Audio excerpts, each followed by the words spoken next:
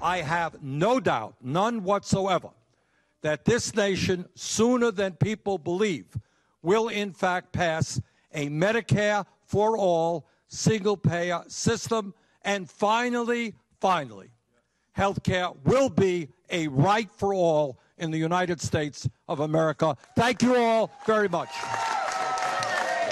Applause and the signs go up. The once loner Vermont socialist Bernie Sanders now has the backing of some of the most prominent Democrats on the Hill. He was flanked yesterday by Elizabeth Warren, Kamala Harris, Cory Booker, all considered to be leaders in the race for 2020 for the Democratic ticket. They cheered him on as he called for the final frontier of Obamacare, single-payer, government-run health care, leading Dana Milbank at the Washington Post to declare the Democrats have become socialists. So what is this about? I'm joined by Jabari Brisport, a member of the Democratic Socialists of America Party, which, of course, endorsed Sanders in 2016. So he's all for this. And Robert Zimmerman, Democratic strategist and member of the Democratic National Committee. Robert, let me start with you. Is this your party? Proudly so. This is a party that's not socialist at all. We're proud capitalists. But you saw this proposal of universal health care, which Donald Trump actually endorsed in 2015.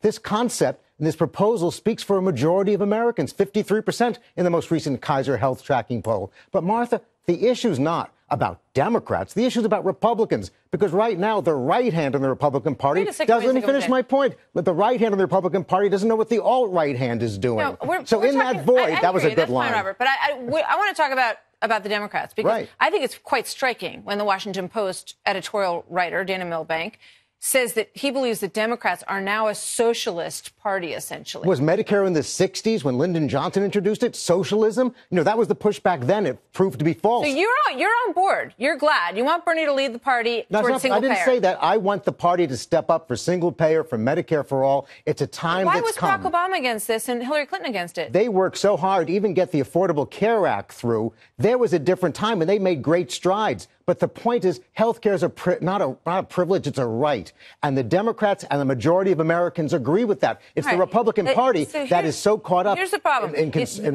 What you just cited, 53% say they want single payer. That's right. Here's the problem with that poll. When asked, do you want to pay extra taxes for it, 60-something% say, oh, no, actually, I really don't. And let me tell you the numbers. Yeah. Each family, each household, an additional $24,000 to cover the cost of single payer. Are you okay with that, Jabari? $24,000? $24,000. Those numbers again. Or 4% income tax. That's not $24,000. I don't know where those numbers came from. $3.2 trillion a year, $24,000 per household. Now, let me tell you something else. Here's Bernie Sanders in 1987. Watch this. For example, if we expanded Medicaid to everybody, right, give everybody a Medicaid card, we would be spending such an astronomical sum of money that, we would bankrupt the nation. But that was 1987. Let's remember, you're ignoring the fact that premiums will come down dramatically for families in America. Healthcare costs will come down dramatically. And so that's the other side of the story. So we're checking the box. You are in favor of this program. The fact that we already spend more than $3 trillion a year on healthcare costs. And in fact, it's expected to expand even greater per year. So this is actually a savings.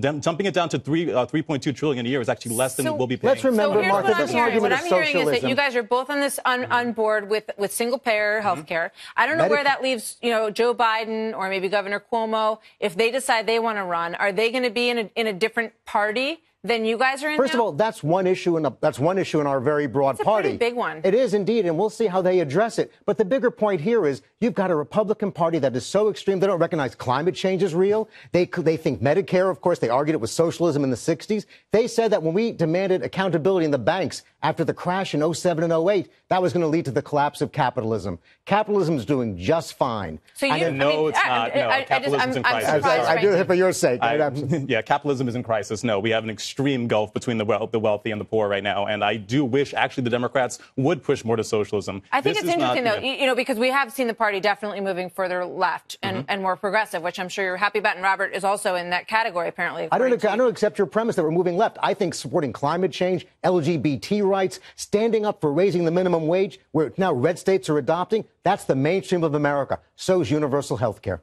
I think that's fascinating, because I think what you're finding is that there is a drift towards the middle. And I'm looking at Nancy Pelosi and President Trump and Chuck Schumer, sort of heading towards a moderate version of a political party. And I think you guys are going to be on one side and maybe Mark Meadows is going to be on the other side. And there's something happening in the middle. Every time Donald Trump listens and follows Chuck Schumer and Nancy Pelosi's lead, it's a good day for America.